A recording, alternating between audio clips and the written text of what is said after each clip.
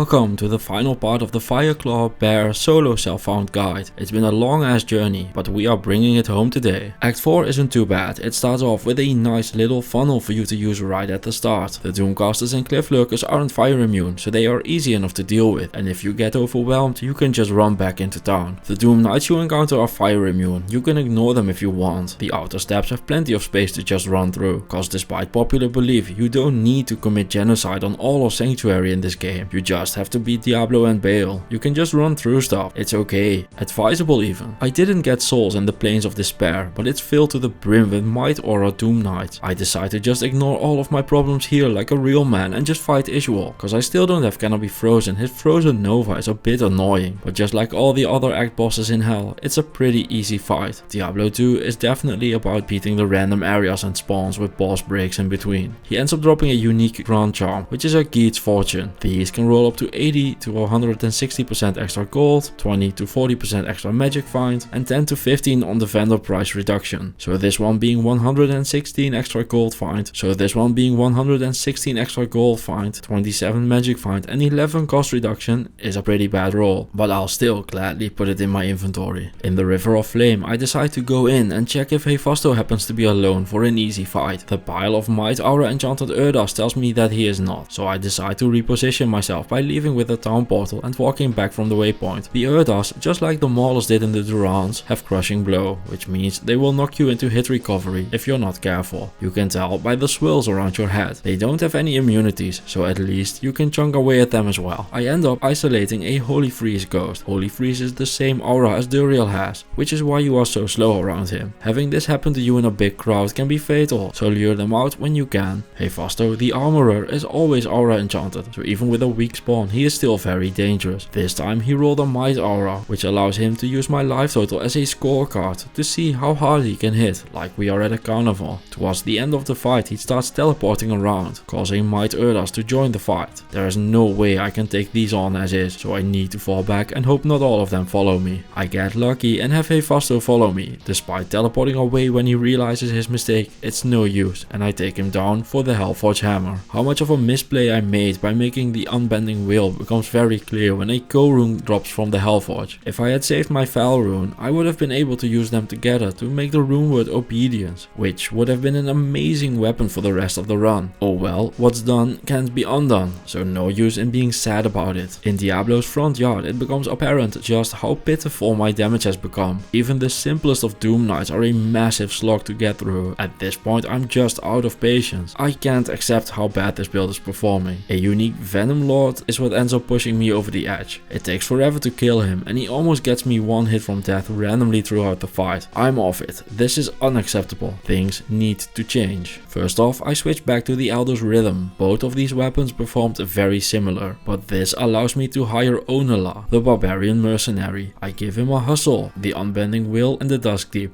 As his final weapon, I'm just picking up whatever I can find. Even though I craft during every single run, I almost never end up using crafted items, cause most of them aren't very good and will look like these, but it is an option you have, so be aware of that. Cause I have easy access to tons of resistances, I decide to switch my belt to a plated belt of the whale. Following that up, I reluctantly head back into the Terror Zones again. In there I find a rare ring and a 3-socket Nout, which I can use to make a black rune word. The rare ring is bad, but I figured I'd show it anyway. Despite this build being a request, at this point I just want to change my build to my own preferences. I have been very disappointed in the Vine, cause as you saw from it never being on the screen anytime, anywhere whatsoever, it's always dead, so I just don't want to waste the skill points on it anymore. Resetting my skills, I start off by maxing Fireclaws and of course I put 20 into its synergies Firestorm and Molten Boulder as well, for the maximum amount of damage I can get. The rest of my skill points are going into Lycanthropy for some Werebat transformation duration, a couple of points into Shockwave and the rest into Oak Sage. Stat wise I put 82 into Strength so I can wear the Nout I just found. I also pump up the Dex for some attack rating. You don't need to do this, but I like being able to hit things a lot. The rest of my points go into Vitality. At the end of all this I check my resistances. They are still fully maxed, even for Hell, which honestly is pretty wild. It's rare that my resistances are this good. To help with my growing frustration I decide to clean up my stash as well. The order I have my items in currently is a very very specific order. The runes are in order of upgrading. 3 hits make a Tal, 3 Tals make a Rel, etc, etc. Putting them in this order eliminates the need to look things up online every single time you want to upgrade a rune. The second thing you see me doing here is putting my gems in the Tasrat order. It doesn't matter for skulls, cause they aren't used for upgrading runes, but the other gems are in the order of Topaz, Amethyst, Sapphire, Ruby, Emerald, Diamond, also known by the acronym Tasrat. For an easy to remember trick, you can just remember that the order of your gems rhymes with bread. This order isn't an accident. Once you start upgrading Thal runes and higher, you need to add an additional gem to the cube to do it. 3 Thal runes require a chipped Topaz to become an Am rune. 3 Am runes need a chipped Amethyst to become a Sol rune. 3 Sol runes need a chipped Sapphire. And at this point, I'm guessing you can see where this is going. 3 Shale runes need a chipped Ruby to become a Dal. Dal needs chipped Emerald to become a Hell, and Hell needs a Diamond to become an Io rune. From Io to Lam, the circle starts again, but this time with flawed gems. This keeps looping up all the way to Cham, which needs 2 Chams and a flawless Emerald to become a Zal rune. I wish there were 7 more runes to truly go all the way with this system. It feels kind of unfinished now, but I digress. Back to my point. This is the Tasrat system used in Diablo 2. I hope this explanation saves you from a lot of looking things up online, because Kane still can't tell you for some reason. They should really patch that in. In the lower Kurast, the game really decides to rub my face in it when I get a cryptic axe rack. I'm not gonna go all over how racks work, that is way too advanced for this guide, but you should just try them for yourself cause they are great. The general gist of it is if you hit them from the same angle, you will get the same base item from them. This is the fastest way to farm a unique or amazing base item. I used the cube to roll sockets into my newfound cryptic axe and end up getting 5 sockets, which means I would have had my obedience now and all my problems would be solved if I hadn't spent my Val rune. Sucks to be me, I suppose. To at least get some use from my new item base, I decide to farm the counters in hell to see what I can get. I never did end up getting a Val rune, but Shalan, my new desert mercenary with Holy Freeze, will love having an honor cryptic axe. I won't, cause I still want that obedience, but if you're not willing to grind till your eyes bleed, bad decisions start snowballing. So after washing a bad taste out of my mouth, I make the honor. Honor isn't a bad rune word by any stretch of the imagination, it's just bad compared to obedience. It has +1 to skills, 160 enhanced damage, 9 min at max damage, some attack rating, 7 life leech, 25 deadly strike and some small other mods. I shouldn't complain about this at all. I'm going to, but I really shouldn't. To give myself some more damage, I go back to wearing a lore again for the +1 to skills. I upgrade my Ancient's Pledge to a triple diamond shield as well to compensate for the resist I'm losing from switching helms. All I can say at this point is that the more things change, the more they stay the same. After all these acts, upgrades, item changes, difficulties and different mercenaries, I am back to being my mercenary's mercenary. Shalan, with the help of Shockwave and Oak Sage, isn't having any trouble clearing out the Chaos Sanctuary as long as I make sure that things are in the correct position. Which brings me to the zoning in the Chaos Sanctuary. This place looks fucking cool, but it's also very smartly designed. It starts off with a small funnel location on both sides. These allow you to make sure you don't get surrounded. You can lure everything from up to the pentagram in the middle of the big room down here to clear it out without getting surrounded. The way this place is shaped also gives you amazing screen control over the earlier parts of the area all the way up to the pentagram. As long as you clear things out, you have miles of area to work with. The middle here is the hardest part of the area. To play smart with this, stick to clearing out one side first and not diving in too deep. As always, just pull monsters away from the packs into your part of the Chaos Sanctuary, and when they are done, start pushing until it becomes too much, at which point you can start pulling them back again. Some characters can do entire groups of monsters at a time in here, and some characters are a werebear and need to fight every single monster one at a time or even 0 at a time while just shockwaving with tears in their eyes as Shalan becomes the one carrying the run on his back. While he does that, I'm just gonna go ahead and snort a pile of copium while singing Shalan, Shalan, whatever will be, will be.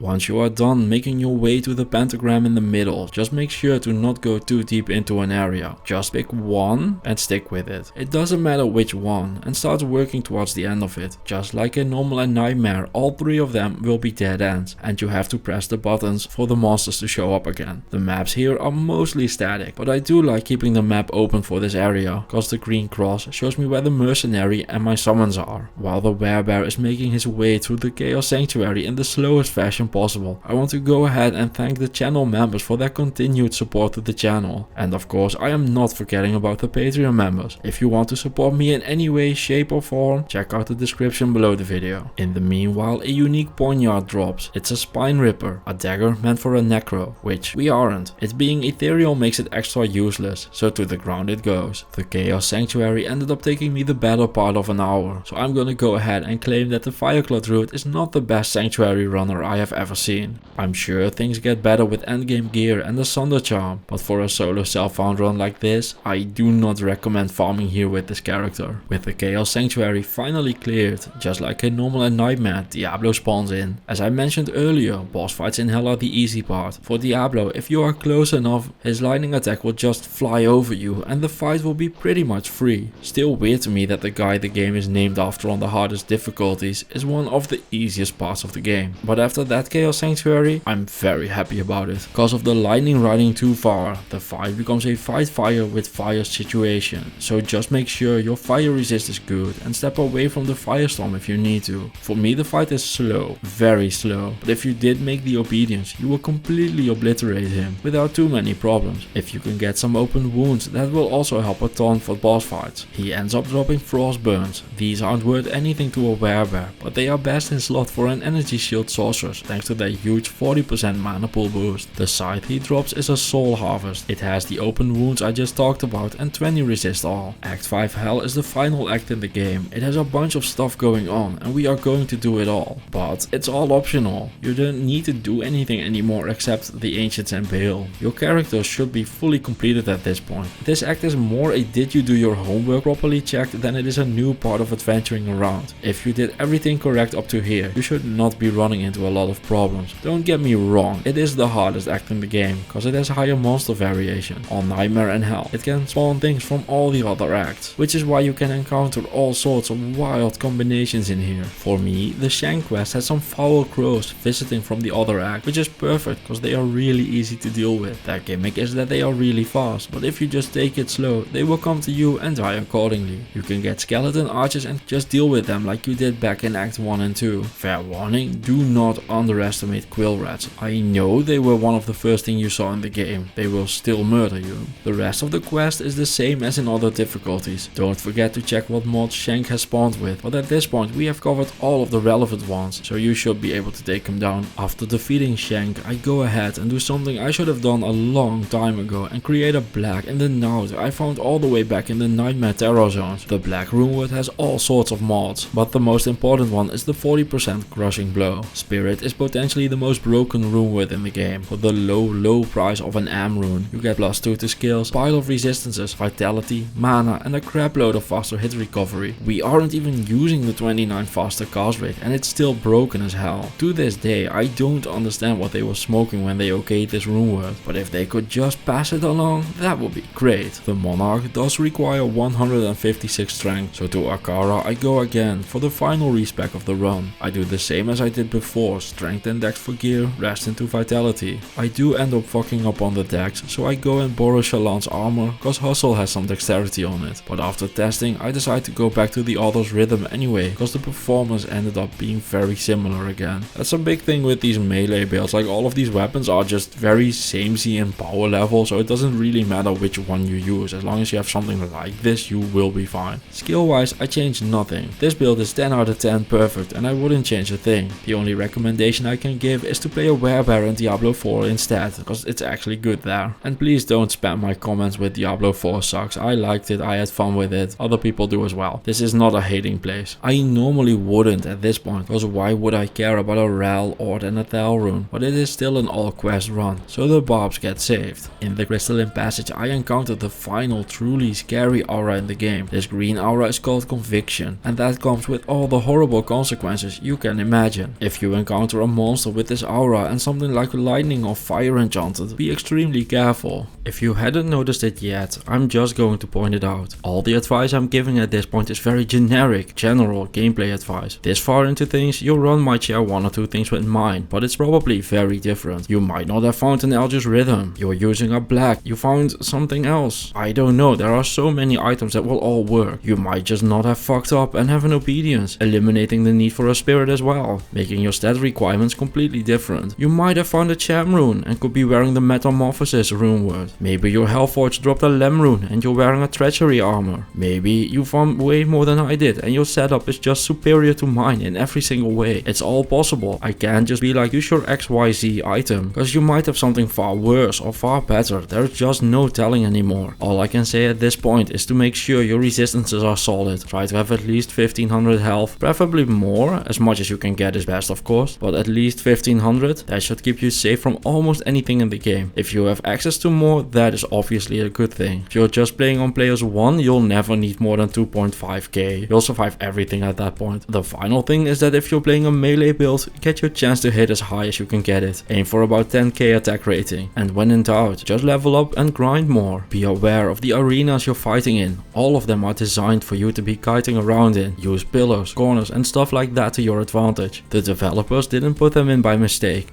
Beware of how you want to zone the monsters. If they want to be far away, keep them close. If they want to be close, keep some distance. Just fight everything on your own terms. Speed doesn't matter. No one gives a shit if you did the run in 5, 15 or 50 hours. After saving Anya, I used the Scroll of Resistance, and despite that, I get sad when I look at my resistances now. So I switch back to the helm with the runes in it. The quest reward I get isn't very good, but it's okay. I just don't really need anything at this point. Time for the 3 final quests of the game. Boy, are they some final quest. Nihlathak, the Ancients and Baal are a big final middle finger from the developers to you, and I wouldn't have it any other way. This final difficulty spike is what makes getting a Guardian so good, even after decades of playing. It's just so satisfying when you get it done, cause you know they pulled no punches. First up, Nihlathak. This guy usually doesn't show up in people's videos of the game, for good reason. Despite the bugs around this area being fixed in Resurrected, things used to be much worse down here, but it's still a stupidly dangerous quest that gives nothing but bragging rights as its reward. If you are not going for a full all quest clear or the Ubers, I highly recommend just skipping this. He has the following skills: Summon Minion, which makes sense; Minion Frenzy, which is the one where they run up to you and start exploding; Corpse Explosion, where he blows up corpses for 70 to 120% of their life total in damage; Arctic Blast, forcing you to have Cannot Be Frozen or Thawing Potions; and Teleport, which we all know and love. So what makes him so dangerous? Well, let's take a Slayer for example. If we go to the Amazon basin, we find out that these deal 89 damage normally, which is no big deal at all. Seems perfectly fine. As I mentioned earlier, Nihlathak's Corpse Explosion deals 70 to 120% of a monster's health as damage. Half of that is physical and the other half is fire. So let's look at the Slayer's health pool. He has a bit more than us, a solid 6025. It's a good thing size doesn't matter. So let's take 70% of that, which makes 4777. Half fire and half physical. So 2389 each. It's a good thing you have resistances and damage reduction, cause those do apply. At maximum fire resist, it's still 597 fire damage, or about 5 hits by the Slayer we are using as an example. And that is with max resistance with the bear and minimum roll on Nihlathak's damage. Oh, and it's only half. We also get 50% physical damage. Maximum physical damage reduction is 50%, which would put it at 1194 damage. Put those two together and taking a full hit of Corpse Explosion becomes 1791 damage. That is a lot. And don't forget, that is his minimum roll of 70%. It goes up to 120%. All of this isn't even mentioning things like him being cursed or extra strong or conviction or whatever else he can have, and assumes the best of all worlds on your side. As you can imagine by the big numbers, this guy will fucking delete you, no questions asked if you're not careful.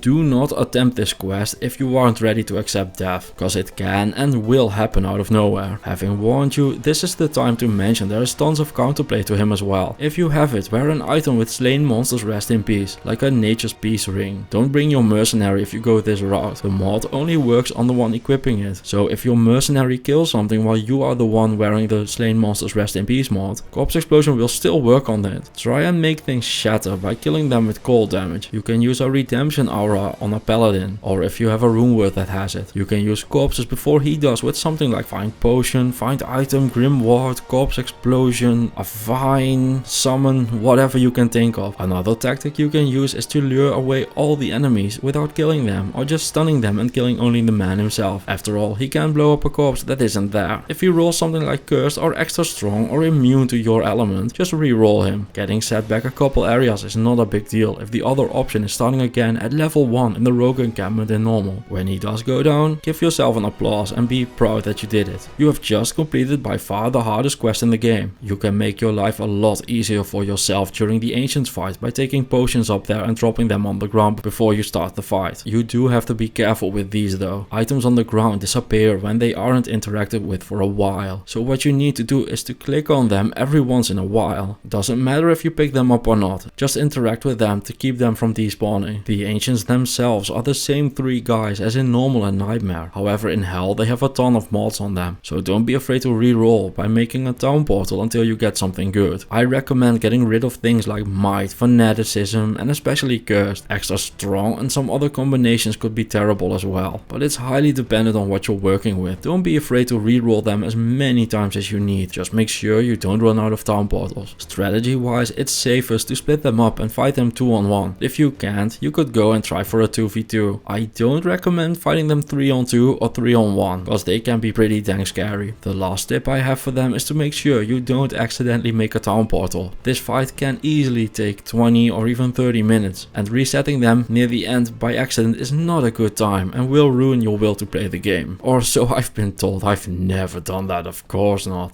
The Worldstone keep can be either completely free or extremely dangerous depending on what spawns you get. Be extra careful around vile witches, death lords and souls. The damage they deal sneaks up on you. As usual, there are 2 ways to tackle this. You can either clear out everything one by one, or you can just run through, which has more risk but a higher reward. My reward ends up being getting stuck and almost dying, so I have to save and exit the game to try again. My 3rd attempt at it, I get one of the worst spawns you can get for the Worldstone keep level 2. I get souls and Horadrim Ancients. The Horadrim can and will revive the souls, so the tried and true strategy of luring them out one by one won't work. You have to isolate the Horadrim and be careful with them as well. Even though they are just a bunch of scrawny looking summoners, they deal way more damage than you would give them credit for. If you have no other choice and can't reach the Horadrim Ancients, what you can do is just lure the souls back so far that they are out of reach for the revival. This isn't 100% foolproof, cause the Horadrim can just walk forward, but at this point of the game, all the guaranteed strategies and no risk situations are kind of just gone. It's about getting things done, no matter how down and dirty it has to get.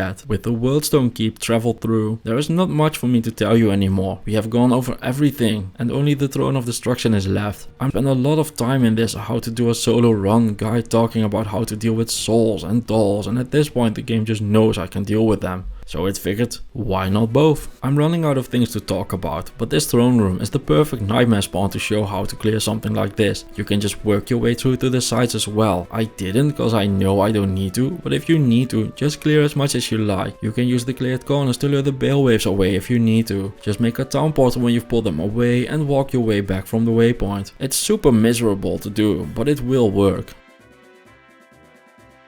After clearing that, the Baal waves are the same as they were in normal and nightmare. The only thing I want to warn about here, check what you are diving into before actually diving in. Getting a pack of cursed extra strong monsters in a Baal wave will still kill you. With the waves done, it is time for the Baal fight. This fight can take forever. I have taken over 30 minutes on a Baal fight before. If it happens, it happens. If you have the slowest enemies mod on a weapon somewhere, bring it. Same goes for open wounds and crushing blow. If you have enough slow enemies, Baal will just stop functioning and be a free fight. If you have a weapon with the Grabify like a Lawbringer, that is also amazing to use against any bosses, but especially against Baal. While we are working on Baal's life total, I'm just going to mention that I left links to all sorts of resources in the description. There's a map reading tutorial, a drop rate calculator, a Diablo 2 cheat sheet, the Amazon basin I mentioned before in this video. It's just all the stuff I used during a run. And don't get cocky just yet. Wouldn't be the first time I've died to Baal, but this always feels like a victory lap. If he spawns a clone, don't don't forget you can despawn it by going to town for 8 seconds. And that's it for the tutorial or how-to guide or tips and tricks or whatever you want to call it video. I hope it helps you get through your own runs and makes way for lots of guardians. With Baal going down, we have done it. We are now a guardian Barbie girl, and it's our Barbie Worldstone chamber. To finish things off here, this is our plastic, an Elder's Rhythm with 2 shield runes, a helm with a bunch of resistances, a hustle, a 17 all resist 7 magic find amulet, a spirit shield, the water walks we found in the arcane sanctuary, 2 rare rings and a rare belt for some resistances, and venom grips for our gloves. I wish I could say it's fantastic, but honestly it's pretty crappy gear. Nothing is completely horrible, but none of it is very strong either. If you spend a bit of time farming, you probably have much better stuff and your life is much more fantastic.